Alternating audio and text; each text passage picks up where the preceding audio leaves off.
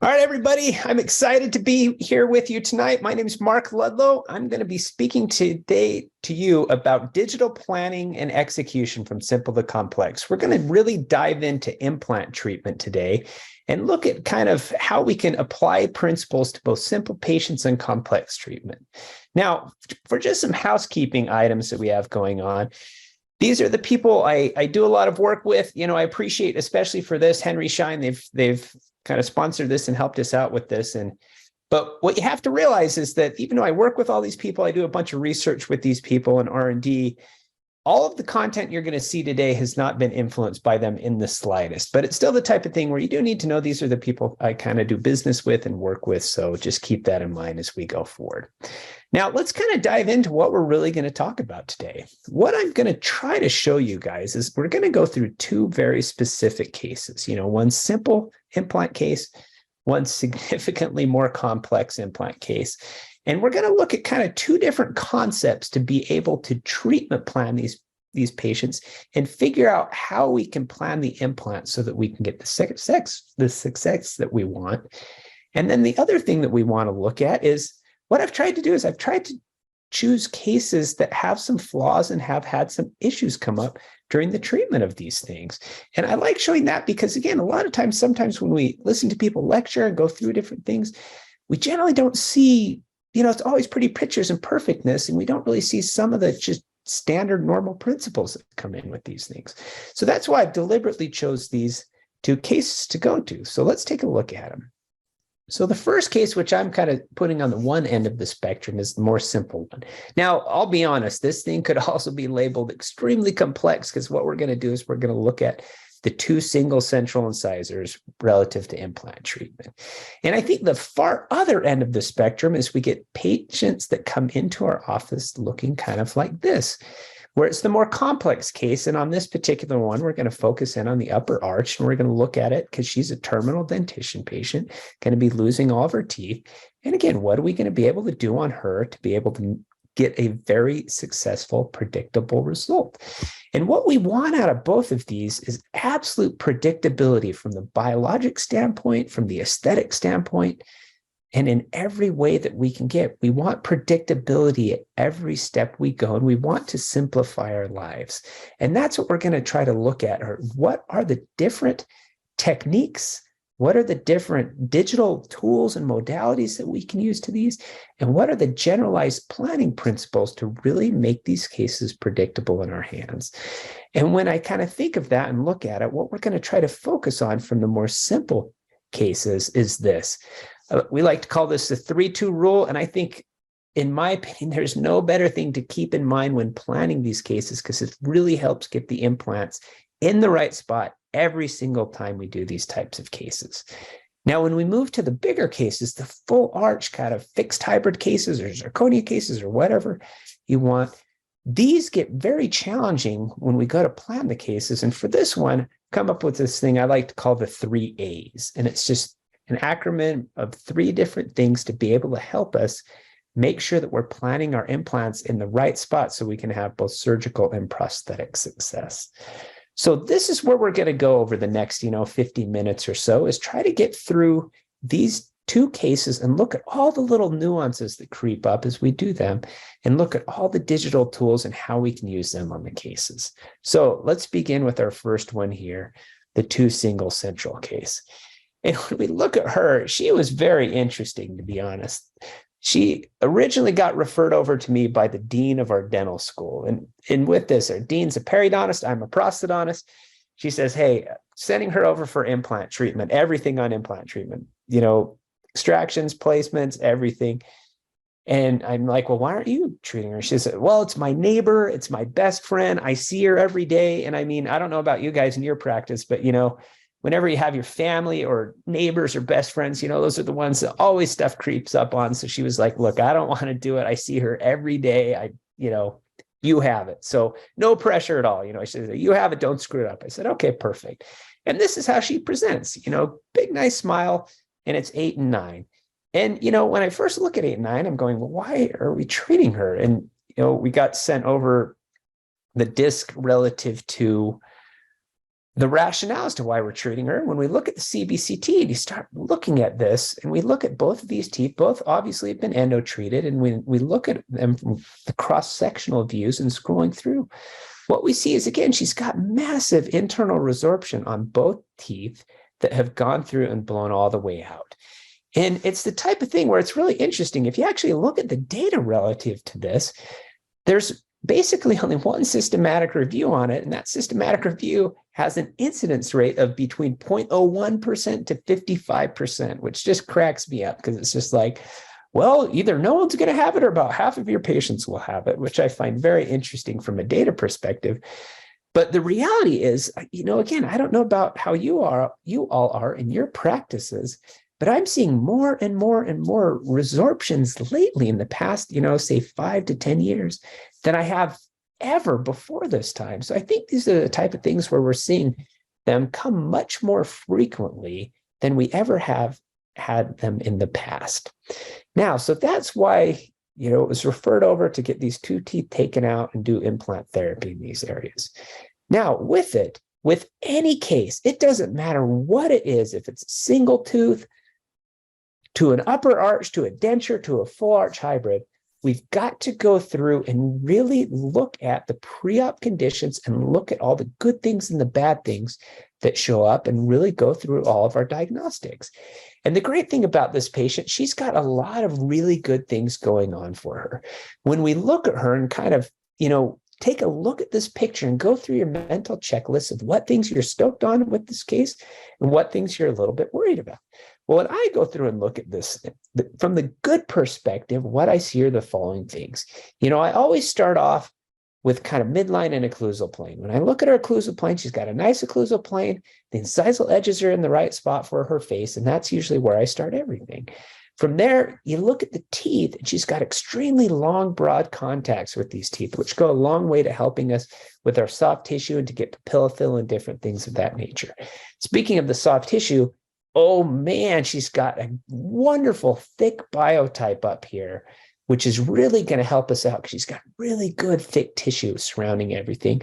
And with that, she's got papilla present, between everything that we're going to be working. The final thing, which, is kind of a benefit, and I think probably all of you looked at this at the very get-go and went, man, that shade is just off with the 8 and 9. And this is one of the great things, is she's been walking around with 8 and 9 looking like this for a while.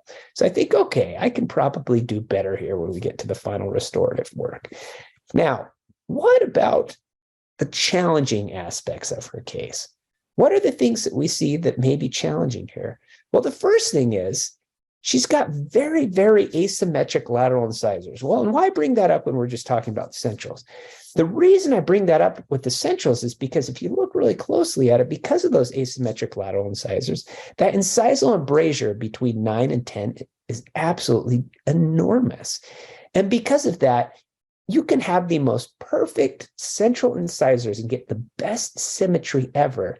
And the case is always going to look just a little bit off because the adjacent teeth are off as well. So we say, okay, we can do anything about it. We can do a little bonding. We can do a little veneer. We can do anything like that if you would like to. She doesn't want to, and that's fine. It's just one of the things that we point out. From there, we go to midline. And again, the midlines are off between the upper and lower arch. Now with that, if we look at the teeth and the size, we've got a size discrepancy between 8 and 9 as well. 9 is bigger. And if we go ahead and we get 8 and 9 absolutely symmetrical, which is what we're going to do, that is further going to shift the midline just a little bit over from her lower arch. Now, generally, this is not something that I point out to a patient unless it's absolutely a huge, huge, huge midline discrepancy. Because, I did it once to one of my assistants, we were going through just a single veneer on her. And I said, hey, have you ever noticed the midline's off? And she's like, what? And she's an assistant, her mom's a hygienist, dad's a dentist, brother's a dentist. She's in a dental family.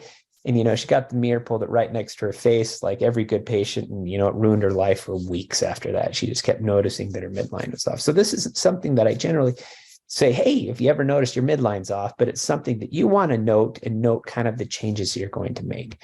Now, the gingival heights are also off. 8 and 9 are very different. So we've got to figure out where we want to go ahead and get our gingival heights. Where do we want to equalize them to 8 or to 9? And kind of the final thing, which I said was a great thing, is also a very difficult thing. It's the shade, because if you really zoom in here and we take a look at that 8 and 9, the reason why they just went straight D2 on these is because if you look at the teeth that are adjacent, they have all sorts of colors built into them and a lot of depth built in. So I can understand completely how the lab tech just kind of went, holy cow, these are going to be really hard to match. D2 and we're out, you know? So we're going to have a challenge both from the temporary in this phase and also from the finals of matching these and getting them absolutely perfect. The other difficult thing with it is her smile line. Okay, this is a posed photo. The data shows that, you know, when people pose, they don't smile fully. And I mean, when we get her laughing, when we do different things like that, that lip literally goes up to her forehead and she shows all sorts of gums. She has an extremely, extremely high smile line. And that's one of the things that also complicates this case because, again, there's a lot riding on it. We've got to be really perfect with how we get the gums and everything set in here. So first thing first, the first technology I use besides my intraoral or my camera is I'll go ahead and get my intraoral scanner, and every patient that comes in, doesn't matter if they're coming in with a denture, they're coming in with teeth like this, or if they're coming in for a full arch, whatever, every patient gets scanned on day 1. That's just part of our new patient exam. They come in, they get scanned because I want the records. And that's the foundation for everything moving forward is this record, because what we want to do is we want to actually plan this case and implant plan all of our cases that come in. And in order to do that, we need to provide software with 3 different things. The first thing is what the idealized teeth are. And in her case, it's pretty straightforward because, again, she likes the teeth. We're going to make little tiny tweaks, but for the most part, she likes the teeth. So that's what we're going to do, is we're going to use her pre-op as the idealized teeth. Now, if someone had teeth that were terrible, they're beaten down, they've worn them down, they want big changes, this is when you would do a digital wax up the case that way, and that would be your idealized teeth. The second thing which we want is we need to take a CBCT of the patient. And whenever we've got dentate patients like this, you want to take the CBCT just ever so slightly open, whether if they have anterior teeth, they're biting on the bite stick, and if not, we're putting cotton rolls in the posterior to kind of open them up that way. The third thing which you need is what the sites will be like at the time of surgery. Okay, now at the time of surgery, what we're going to do is we're going to take those teeth out. So we've got to simulate what that's going to be. Now, there's a lot of different softwares you can do to use this. Most lab softwares that are out there is you have the ability to either do something like this where we're marking a margin around the teeth. Some of them have automatic removal tools where you just click on the teeth and it removes them for you. But basically, you need to use some sort of software or something to be able to digitally remove the teeth. And that's what we do in this aspect is I hit the button, we remove it, then I go back in there with kind of a tool to go ahead and sculpt in the gingiva to simulate the sockets of what it's going to look like when I go ahead and take the teeth out. And again, you can do it with laboratory software like this. You can do it with free software online. Like we see here, this particular one happens to be Mesh Mixer, but which either way you go, however you remove the teeth, just one of the little nuances at this point, what you want is if you look really closely here, interproximally, I've left a little tiny shell of the teeth. And the whole point of that is because I don't want to overcut the teeth and cut into the proximals. Because the problem is if I do that and I take out the teeth and I go to seat my guide's not going to go all the way on and seat all the way down because it's going to be binding on those teeth that are left over that I accidentally overcut. So I always leave just a little sliver like we see here for my surgical guide so that it seats and I know it's going to seat. But then what I do for my provisionals on this, I overbulk my contacts of the provisionals to account for these little slivers of teeth that are there. Okay, so hopefully that made sense, just a little nuance of it, because it's really easy digitally to overcut into the proximal of the teeth. Now, once we get all those things together, you've got 2 options of how you can actually plan the case. You can plan it yourself if you own implant planning software. Again, that's how I do 99% of my cases, is I put it all into software and I go ahead and design, I go ahead and plan the implants, go that route. You can go that route. Or what you can do is what we see in the other screen here is you can go through a vendor, you can go through a lab, you can upload everything to them, and they can plan it for you. It really doesn't matter which way you go. You've just got to figure out what's going to work best for you in your particular practice. That being said, it doesn't matter which way you go. There are still some very important things you need to know. And I think whether we're planning it ourselves or we're having someone else plan it, we need to know the same thing, because ultimately we're the ones that are responsible for placing the implants in these areas. And for these smaller kind of single implant, anterior implants, aesthetics, what I like to use for this is called the 3-2 rule. Now, this comes from Lyndon Cooper's paper from 2005, which I think is probably one of the best papers ever written, because it has helped me become much, much more successful with knowing where to place my implants so that we can have biologic and prosthetic success. And what it truthfully is it's a prosthetically driven rule. And what we do is we look at the idealized tooth that you want, and you break it up into two very important aspects, one being the CEJ and the second being the incisal edge. From those two areas, you're able to plan any case period because you know the landmarks of the case restoratively. So when we look at that, what you do is you take that CEJ, and from that CEJ cross-sectionally, you go up 3 millimeters, or apical 3 millimeters, and lingual 2 millimeters. And that is where you go ahead and plan it. And again, that's using that CEJ as your landmark. So go 3 up, 2 in, and boom, that's where we place our implant. Now, what the incisal edge is used for is the incisal edge is used to help you go ahead and gauge your angulation so you can see where the screw hole will be coming through to see if you need to tip it more lingually to be able to get screw retained if that's what you're going for, okay? So with those two things, we're able to plan any case. Now, why? Why does this matter? Well, the reason why it's important is because if you look at just a multitude of papers, what you see is it really helps set up the biology and prosthetic space needed to be successful with these cases. I think the third bullet point down, these papers say it the best. What they were looking for in these papers was looking for anything that caused facial or interproximal recession. And what they saw was that the biggest contributor to getting facial or interproximal recession was the implant being placed too far facial. And it was to the tune as if you placed it too far facial, i.e. not that 2 millimeters lingual, that you had between about an 11 and a 48% chance of getting facial recession. And it's for that reason we want to find these landmarks, put the implant in, and back it off. So we go ahead and do that, go up 3, go back 2, and we place our implants. And when we look at these, we're real tight. I don't have a lot of flexibility. And so you see the access holes are actually coming out of the facial. So I've got two options at this point. I can either do cement retained, or what I choose to do is I like to do angled screw access or angled screw channel. And again, same name, different words, basically same general concept, just different companies that are doing both of them. And with it, I plan my abutments. And at first, I said, okay, I want my abutments about 1 millimeter below my CEJs. And my first proposal they sent me, they were planned right at the CEJs. So I had to have them get it a little bit deeper. It's about 1 millimeter because I like having that hidden. And again, I wanted them a little bit wider so that we could best support these crowns. Got the abutment set at that point.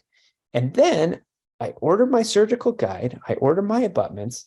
And then I also ordered a thing called a core file. And what a core file is it's basically these different files that you see here. And again, specifically, these two right here, I use to make my provisionals on because I've got my idealized teeth in the one to help me guide where my provisionals are going. And then what the main core file is this one right here, where you see this blue, it's actually got the abutments placed in the sites just as if you had placed the implants and put the abutments on them. From that perspective, you're able to build pre-op provisionals that go directly onto those abutments even before you begin. Now, most of the time, that's where we stop.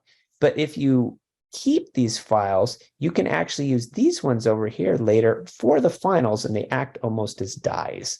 So two different ways of doing things. But again, this is how we go ahead and create pre-op provisionals on them. Now, just one note relative to the abutments. These are going to be for angled screw axis. And what that means is whenever we have an unfavorable axis that we're going to put our hex tool in to be able to torque things down, in this particular case, as we saw, it would be going through the incisal edge or kind of through the facial.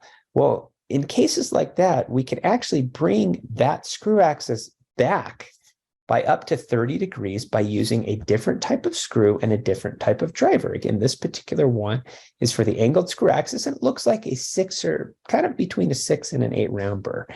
And basically what it does is it allows you to put the driver onto the abutment screw, and it doesn't have to go straight in. Again, you can have this bend coming through there. Now, you do have to realize that the bigger the angle correction, kind of the bigger the axis hole and the bigger the cutout of the middle portion is. Because what has to happen is the screw has to kind of go in like this, make a turn, and then go down. But again, the nice thing is that angled screwdriver can go ahead and it can go from all those different angles and still screw it in. So we go ahead and do that. I start designing my provisionals.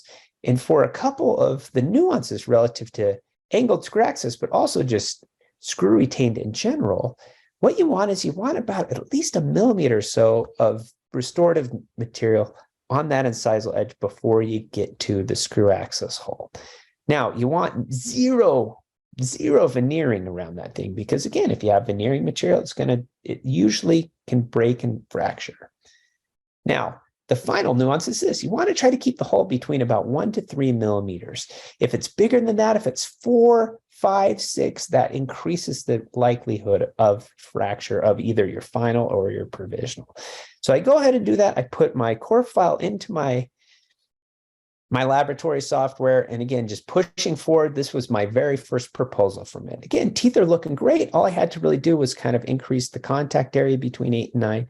And I was pretty much set. And the beautiful thing about using digital modalities is if we like the mold, fantastic. If we don't like the mold, all you have to do is hit a button and change it. And we can change it to basically any type of thing that we want. And that's one of the great things about using these digital tools to help us design. So I go ahead and design it, mill out my 2 provisionals, finish them, try to put on the stains so it'll match your teeth. I go ahead and put a lot of texture on there because that's what you saw in her teeth, and get all these things ready so that we can go ahead and have this screw retained angled screw access, provisional, and abutment ready to go, so that on the day of surgery, I have my surgical guide, my pre-made final abutments, and my provisional milled out, ready to go. So let's go ahead and take her to surgery and start moving forward. So first challenges and first fun is just getting those teeth out. First tooth came out wonderfully. It was, went out fine. Second tooth, we had a little bit more of a problem there with that one. Again, it snapped, had to be dug out, get it dug out, go ahead and cure it way out. Again, irrigate the living heck out of the socket so we get everything all cleaned up, get it all set, get it ready to go. And now we're going to go ahead and put our surgical guide on. Now, if you look at this guide, a couple different things with guide. Again, with guides, and I just had this happen a couple hours ago. It was my last patient of the day. It was just 2 implants. The biggest thing with all of this, with the surgical guide, is you need to make sure that it is seated and sitting well, okay? So look at it kind of from the 2 edges where you can see it seating on the distal teeth. A lot of times I'll cut little holes in it so I can make sure that it's seating down on teeth. But if it's seated down well on the teeth or on the tissue or on the bone, whatever it is that you're doing for your surgical guide, your implants are going to go into the right spot. So we verified that. And if you look at this as well, if you look at the facial, there's these little notches here. The little notches in this particular system correspond to the driver of the implant. And if we go ahead and spin the driver around until it lines up with those notches, then we know that our implant is going in the exact same orientation that the software had it, and thus all the prosthetic parts are going to go on well on top. So go ahead and do that. Again, I'm a big fan of guided surgery. The great thing about guided surgery, how it works, is you've got these sleeves. Different brands have different things. This one has a drill with a sleeve on it. Other ones have keys that basically are sleeve with a holder on it. Doesn't matter which one you do, but the principle is the same. That little sleeve holds it so that you don't get lateral deviations while drilling. And then you just take it to depth. Now you just don't go whomp and hog the thing down. You go down slowly, kind of in a pumping motion going in and out. So you get irrigant and get different things going on down there. But then you go all the way to the depth. And again, these have depth stops on there. So you just go until it bottoms out. At that point, I'm putting the implants in. I'm done drilling. This is the driver you see. And again, we line up this big notch that's here right into that channel. And thus we know from a depth perspective, we're where we need to be. And from an internal timing perspective of the implant, we're exactly where we need to be. So you put it in. At that point, I just get the abutments. I finger tight them on, kind of looking at them to make sure that everything's set. I just slide on kind of the provisionals, kind of check things out that way, take them back off. And then what I do is get the torque wrench, torque it, and guess what happened? As I torque it, the one's fine. As I torque the second one, it spins on me as I maintain the torque. And then I go, oh crap, what am I gonna do? It's spinning. This is the Dean's best friend. She's got a high smile line. The implant spun. I went ahead and then moved it back, threw on the provisionals just to make sure I'd got everything back into the right spot. And then at that point, I said, you know what? I'm taking the easier way out. I don't want to load her just in case, because I'm not getting the torque that I want. I would hate to have a failure because it's not torqued enough. So I put cover screws on, bone grafted the heck out of the site, put some membranes over the top of it. And then the unfortunate thing is, I was planning on loading it, so I didn't have anything ready. So we had to get her back the next day. Made an SIC. I said, hey, I'm going to see you back tomorrow. I'll have some front teeth for you tomorrow. Made her an SIC, got her all set, and then off she went. And luckily, she's such a sweet lady. She was, a little bummed that she didn't get her teeth that day. But again, she was luckily, not super mad that she had to come back and get the SIC that next day. Luckily, she heals up without incident, comes back, she's post-healing at this point. I start opening up the sites. Again, great tissue, great healing. At that point, I'll open it up, get my same parts that I was going to use the first time, torque on my abutments. Again, they go on super tight at this point. And then again, just slide on and cement over these, basically they're screw-mentable temporary crowns with an access hole on the lingual. Cement them on, and she goes on her way. That way we can start training the tissue. We can get everything set from that perspective. And then again, she comes back. We've got papilla going. We've got the tissue basically where we want.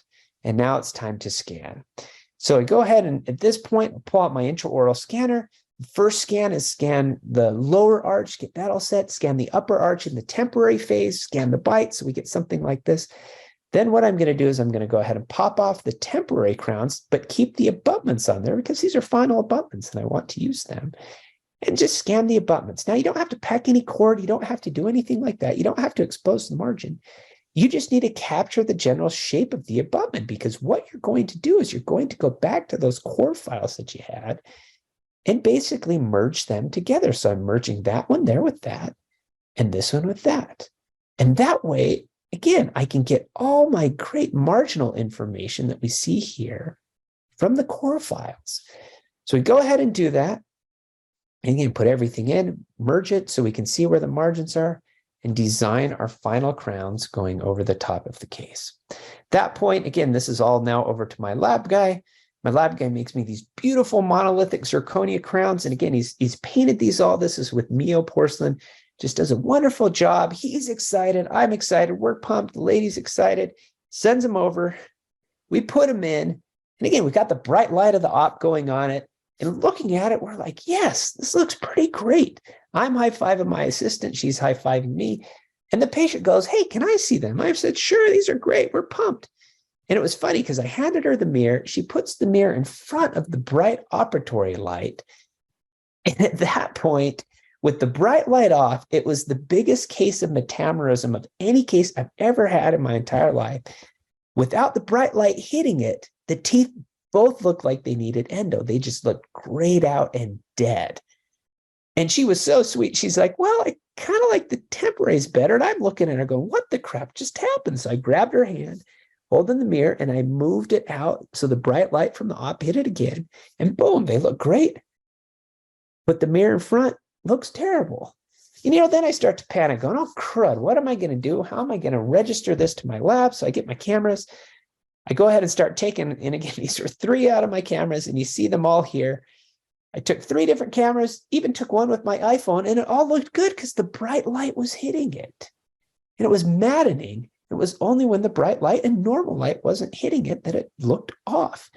And so at that point, I figured, okay, how am I going to register this? So I'm bouncing through these ideas. And I noticed when I was taking it with my iPhone, in order to get a picture of it, I had to have the bright light on it. But when I turned the bright light off, you could still see the issues. So I went ahead, got my iPhone, and just FaceTimed my lab guy and said, hey, look, Jack, look, can you see this? They're off, because he was all excited saying, hey, how'd they go? Did everything go great? I said, well, no, they look dead. They look pretty bad. And once I FaceTimed him, because it didn't have that bright light, he was able to see it. So what we did is we went back, we remapped out the shade to make sure that what we had written down was right, and it was.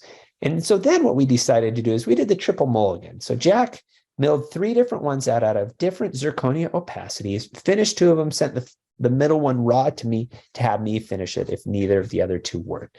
Luckily, this one over here was the one we ended up choosing. Again, had a very nice result when we went ahead and put it in. Again, here she is from the side, kind of from a smile perspective. You can see we've got a nice tissue result, a nice emergence coming out of there. And again, here she is. I think this was at the 16-month mark. But again, looking good, functioning well, doing very well. And you can see kind of the progression of this case where we started from initial to our healing phase, to our provisional, to our final. And we're able to kind of use our digital tools in every single step moving forward with these cases. So that's our first case. And that's a little bit more simple case, even though, again, I ran into some problems with it, unfortunately. So let's go and change gears now and start looking at our bigger case, our full arch type cases. And for this, for planning, we're going to look at, again, what I refer to as the 3 A's. Now, on this type of case, again, this is how this patient presented. Wonderful, wonderful lady, got referred over by a group of periodontists. They were working on this area through here. And again, had kind of grafted and grafted and grafted to try to get some areas through here. And meanwhile, while they're trying to fix that, to be honest, the rest of her upper arch just started to crumble. She got recurrent decay. She split a tooth. She had all sorts of issues. And at that point, they said, look, this is now going to full arch.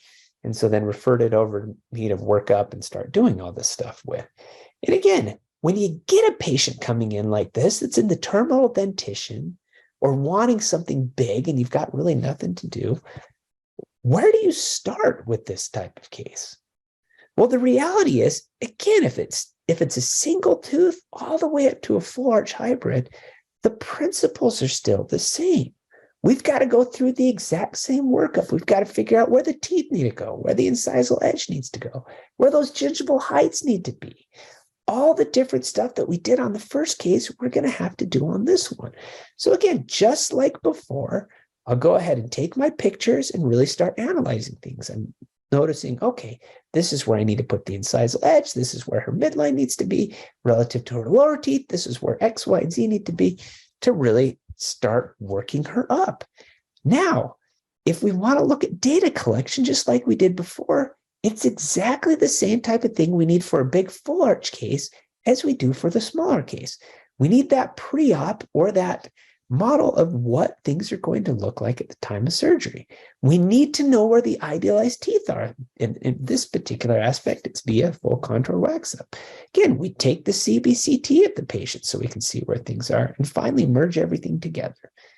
Now, again, that's what we see. Again, same thing as I told you, scan every patient that comes in. It creates a very different patient experience for them and works extremely well. From there, again, here's the wax up. I've idealized where I want those teeth to be from an incisal edge position on number 8 and 9, and then can build everything relative to that. Again, we take the CBCT and we merge it all together. And I think one of the biggest benefits of merging this all is we're able to then sit down with the patient and really go through and show them saying, okay, these are the teeth I have planned. This is where your bone is relative to these things. this is where I'm going to place the implants, and on and on and on. So they're well aware, and they can see kind of what your thought process is, what some of the complications and issues may be, and kind of go from there. So I think a lot of times we just plan the cases ourselves, but it's nice to plan the cases and then sit down with the patient. That way you can kind of go through every little nuance of the case with them, so that A, they're consented, and B, that they're feeling like theirs is a very individualized process that you're doing for them. So we go ahead and do that. And then again, once it's all merged, you got to figure out where you're going to start to place the implants for these cases. Now, for this, again, I like to use a thing called the 3A's protocol. And what this is the first A, we're going to plan every case according to where the abutment needs to be planned. And again, that's the first A. So we're going to plan it all at abutment level. The implants can be going in from all different directions, as long as from the abutment level, we get everything lined up like a picket fence. So again, I'm going to plan everything with the true abutments on there, so that we know where things are going to be from the restorative platform. With that, once I know that, then I'm going to make sure that A, I have adequate space. And the final A is to make sure that everything is aligned. So with those 3 A's, that's how we go about planning it. Now, the reason why we want to make sure that we have adequate space on these things is because, to be truly honest, it really doesn't matter what material you use. Everything breaks if you don't have adequate restorative space. There is no perfect material yet that can withstand too little reduction. So we've got to make sure we're reducing enough so that we can go ahead and have the adequate space needed for what the material is we're doing. And then from an alignment perspective, we want everything coming down like a picket fence, so that our prosthesis can go and get screwed on very easily in a very passive way, and that we don't have screw access holes coming in places that we don't want. And again, that's like you see here on this side, we've got these screw access holes going right through the teeth, which make, from an aesthetic perspective, makes the case very, very difficult. So let's start with the abutments. Now, with pretty much every system out there, you've got 3 different angles, if you will. There's almost always a straight multi-unit abutment, or a 0 degree. Pretty much every company also has either a 15 or a 17 degree initial bend. And there's also pretty much every company has between a 30 and a 33 degree. I give a range because, again, some of the companies only make it 33, some make it 30. It just depends on the company. I'm trying to be kind of generic to fit all of the implant companies in here, but they all have pretty much between a 0, a 15 to 17, and or 30 to 33. Okay, so you're going to plan that in mind. So when we look at our planning software, we've got our abutments, or our implants, planned with the true abutments on there. And we look at the posteriors, I'm using straights. We look at the anteriors, all 4 of these are between a 17, a 30, a 30, and a 17.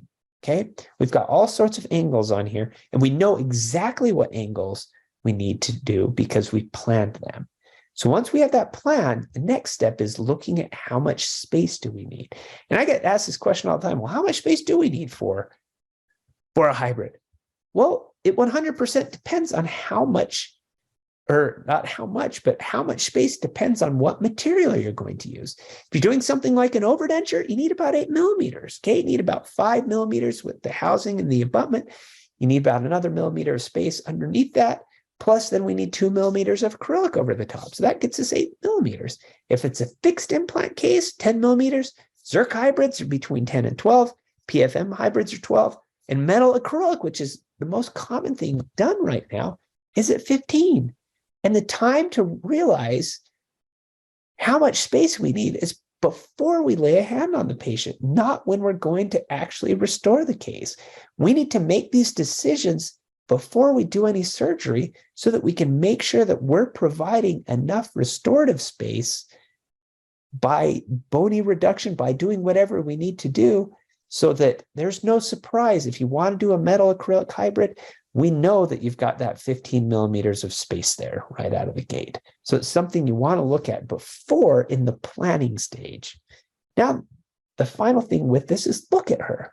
What we see here is red is the bone.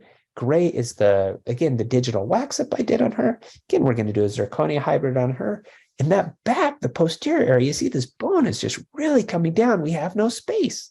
So in this particular aspect, what I've got to do is I've got to plane it off like that.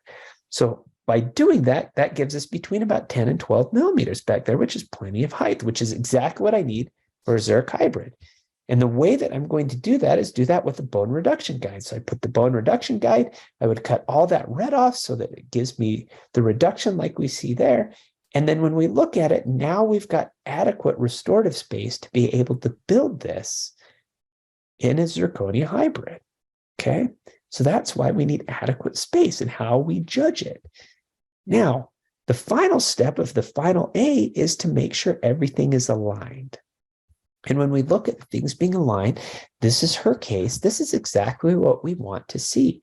We want everything lined up like a picket fence, coming and giving us very favorable screw access holes in our prosthetic. Now, if you look at this and remember, I said the back ones were straight, the front four were all angled between 17 and 30 degrees. But from the prosthetic side, it is all lined up like a picket fence so that it can be easily screwed on and screwed off and screwed on and screwed off and have a very passive restorative plan on this. So we're going to do this via a bone-borne guide, which we see here. And again, just like before, I'm going to order a core file, which this time it's a little bit different because again, it's showing me my bone reduction with my multi-unit abutments.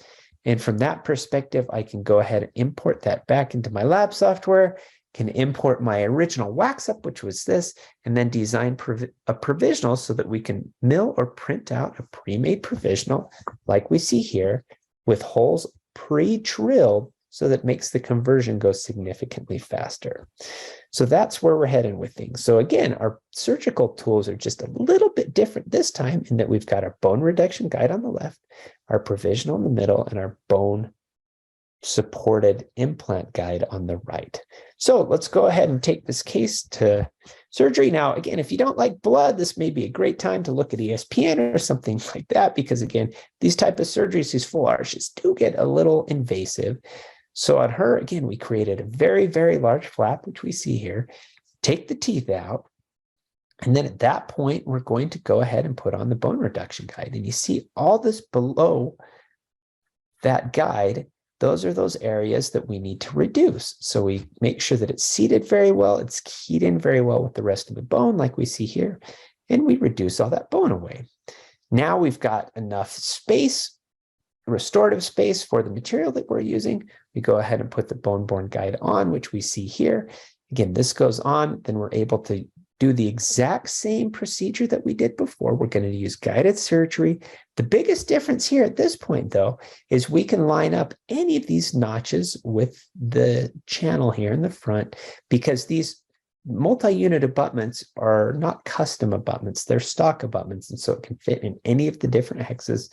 So you just need to make sure that we're lining up the notch on the driver with this notch right here. And again, that's going to allow us to then put our abutment lined up just how we planned it in the software.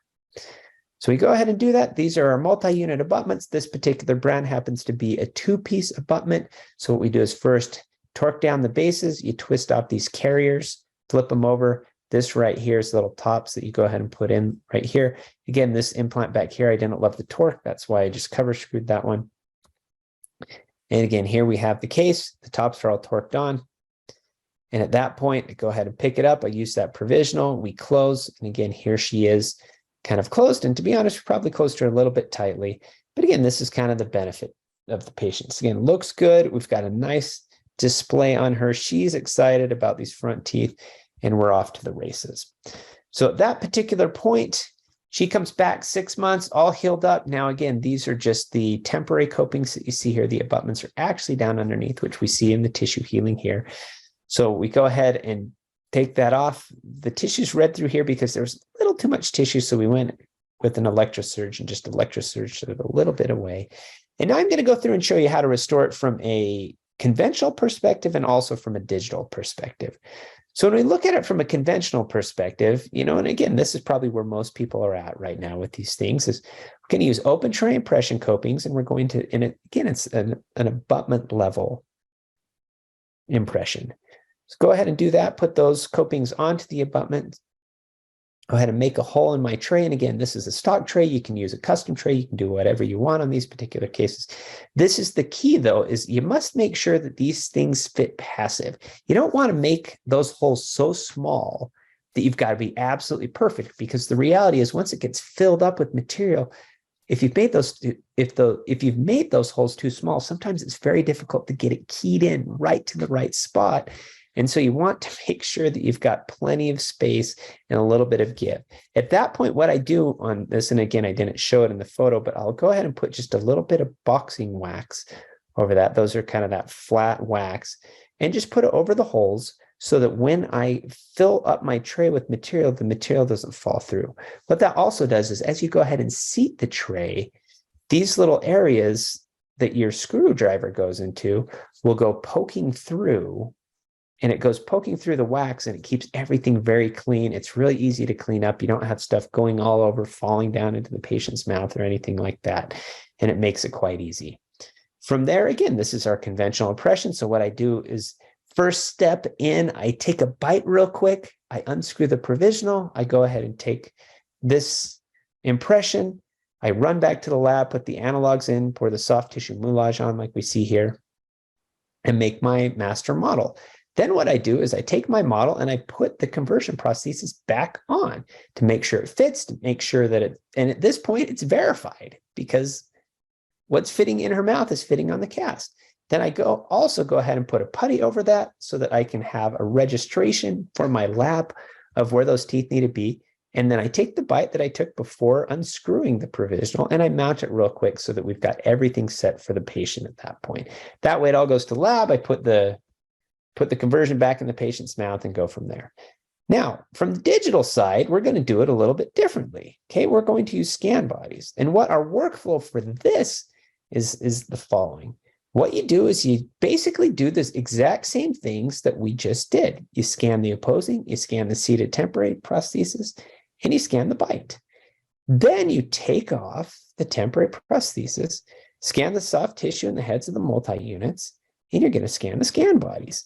So again, just a couple nuances of this. We won't spend a lot of time, but again, one of the biggest things, which I think is very important, if you're not doing this on your cases, when you scan that opposing arch, if you look on here, we've got all this, we've got bite marks everywhere. Have the patient go tap, tap, tap, tap, tap, then go ahead and scan the case, because in pretty much every software, it has a heat map, and it will allow you to see and verify that what you're seeing in the mouth and the marks you're getting are the same. That way you verified the bite before the patient actually leaves, okay? At that point, again, we're gonna take off things, go ahead and put the scan bodies on, scan the scan bodies. And again, main thing with this is making sure you're gathering the same data that you have from other scans. And we're making sure that, again, we're getting the anatomy of those scan bodies very well. Now, the beautiful thing about this process is that everything's going to line up. And this right here, I think, to me, is the absolute key to everything, is making sure that everything comes in cross-arch mounted. Being an old lab tech, this right here is like the greatest thing ever, because everything's now at the right occlusion. It's coming in at the right vertical. And again, all those models are coming in together, which is an absolutely wonderful thing. So all those, then, I hit the button, it gets sent out to my lab. And then again, I've got to evaluate what I have on here. When I look at her, what I see is when I picked her up, do you see that little cant that I have on her? She's kind of going downhill to her left. Okay, I picked it up just a little bit off, and that's why I've got that little bit of a cant. So I say, okay, tell my lab guy, I said, okay, Lee, I want this cant fixed, go ahead and move it. We like the teeth. We like the shape of the teeth. We like the length. Just fix that cant. Just go ahead in the software and move it just a little bit. He says, okay, sends me back a prototype. I get my prototype in, and what I see is the same exact cant. And I go, what? So I pick up the phone. I call my lab guys. What's up, man? Did you fix the cant? He's like, oh, crap, I forgot. I just built it right where your teeth were before. And I said, well, that's why I told you to fix scan. I said, okay, go ahead and change that. Make the change, just take the whole design, level it off, and send me out another prototype. So he sends me out another prototype. It gets like this. I said, I want it flat like this. I want that side brought up, the left side brought up, the right side brought down. He says, okay. Sends me a second resin prototype like we see here. Put that in the patient's mouth. And again, boom, much better. We've got kind of everything lined up right where it needs to be, except, looking at her and looking at her smile and looking at everything. I said, do you like the length of those? Are you happy with that? And she says, oh yeah, I like the length. I'm like, do you want them longer? She's like, no, I think I'm okay. And so I said, okay, unscrewed her, put, the provisional back in, and then, typed on my email lab slip back to him, just said, okay, increase the length of those incisal edges about 2 millimeters because they need to be brought down. Let's go ahead and do that. Again, he makes me these two beautiful zirconia, or not too beautiful, this is beautiful zirconia prosthesis. Go ahead and again, just take out a provisional, put her into the final, we get a very, very nice result. And the great thing about this is if you look back at this and you look at it, it was completely digital to where we go off of this virtual plan of where we want the teeth, carry it over into our temporaries, carry it over into our final.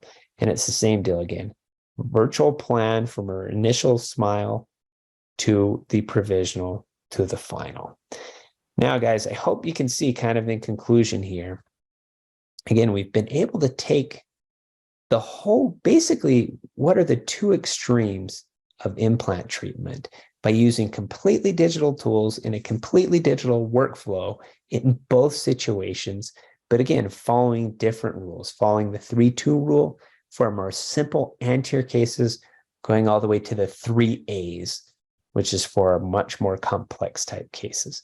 So thank you guys very much for being here, for spending your time. I know there's a million things you could be doing on a Thursday evening. So thank you so much for spending some time. If anybody needs my email, this is it. It's just mark.ludlow@hsc.utah.edu. And yeah, let's spend just a couple minutes going through questions, and I'll try to answer anything you guys may have on there. Okay, so let me click and start looking at our different questions that we got in here. Okay, so the first question, I guess, which we've got is this. It says, oop, there it disappeared. Now it's back.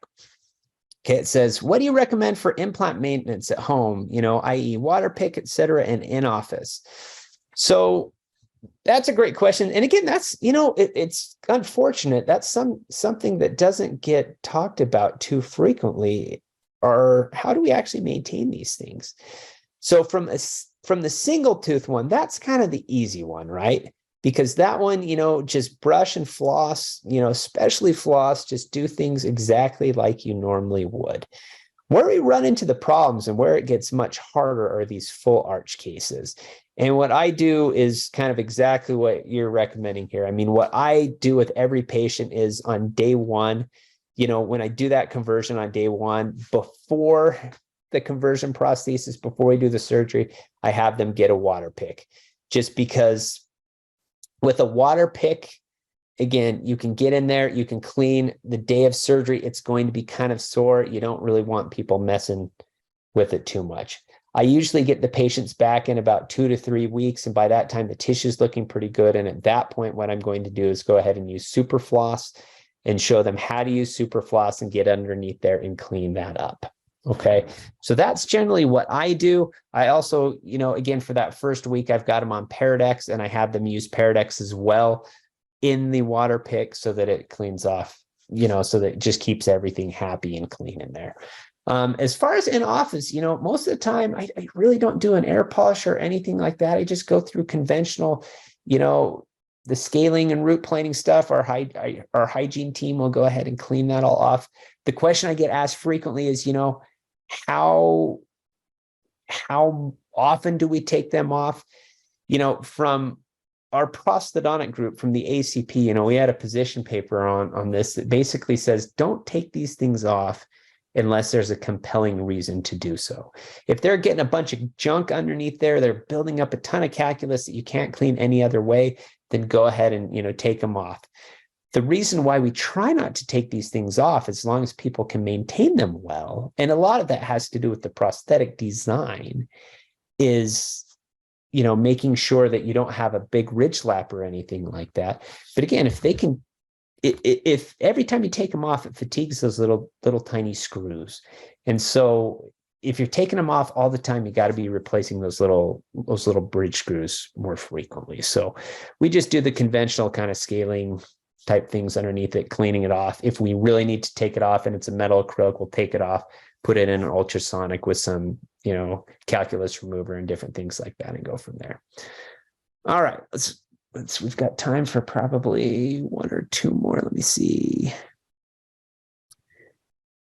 All right, so one question I got on here was as far as the reduction is concerned. The question says, so overdenture requires the least amount of reduction. I thought it was PFM for 7 millimeters. Well, you've got to realize, again, your average central incisor, your upper central incisor is between 10 and 11 millimeters, usually, again, averaging about 10 and a half. Your lower incisor is roughly about 10 millimeters. And so that's why, unless you're stacking things kind of lingually, you need at least that about 10 millimeters. Now, from a posterior tooth that's right down the center, yes, you can get away with a little bit smaller because everything's coming right down the center of the tooth. But this is a lot more difficult for the anterior because, again, you've already out of the gate, you need teeth the size of about 10 millimeters. And so that's why, again, that 10 millimeter mark between 10 and 12 millimeters for something like PFM works. And again, that's why I said on fixed type cases, which is more what you're talking about. If you say, 7 millimeters for PFM, for fixed type cases, those go directly off of the implant. And again, we can get away with, again, that 10 millimeter mark, and sometimes less if we need to for that. Let me just end with this question. It says, my lab has fabricated a core file sourced crown that does not fit onto the Atlantis fabricated abutment after multiple attempts. They also do not merge the tissue level scan with the core file. How can I negate this in the future? Well, I hear you on that. That's a real bummer if your lab's having struggles with that. I think the biggest thing with that is it sounds like there's some problem going on with the lab. A lot of times what I have found is if we're having problems with a designed crown off of a core file, most of the time that is a problem in the parameters of the system, i.e., I need to bump up my cement gap, or I need to bump up my extra cement gap, or my radial spacer, different things like that. And so it's one of the type of things where what you can also do is you can also order a model that goes along with it.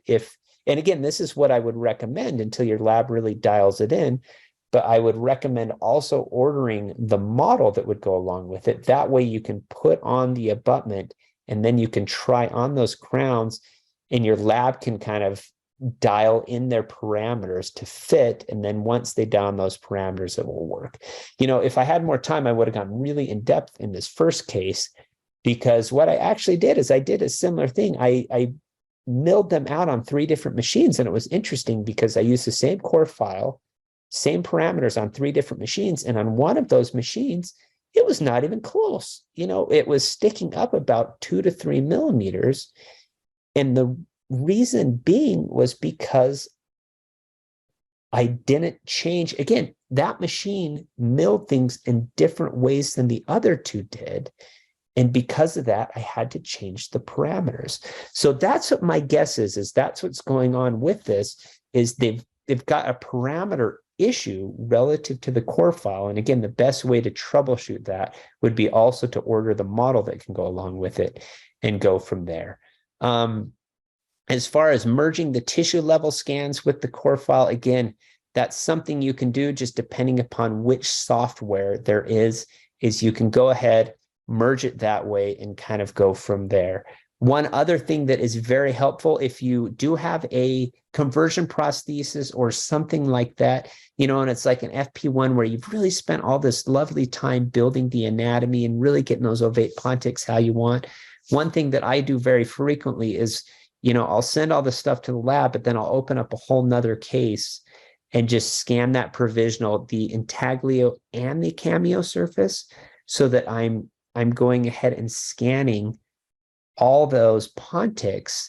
That way they can go ahead and merge it from the tooth perspective and see where all those pontics are, and then follow that. And that way we get the ideal kind of tissue support from that. So hopefully that answer made sense. If it didn't, feel free, go ahead and email me, and and I'll kick you over another answer that way. But again, thank you guys all so much for spending the time today, and I just really appreciate you being here on a Thursday evening. So have a wonderful rest of your night.